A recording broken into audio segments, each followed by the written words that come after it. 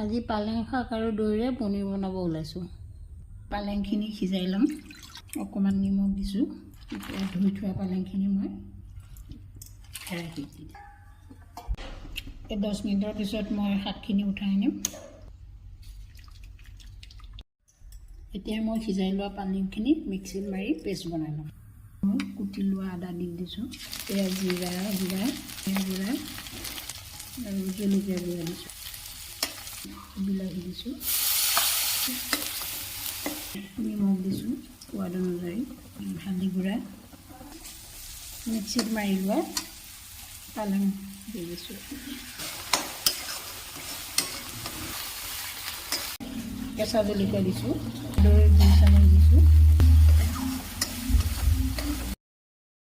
এতিয়া উতল অহাত মই পনীৰখিনি দি দিছোঁ। তৰকাৰীখন ঘন অহাত এতিয়া মই ধনিয়া পাত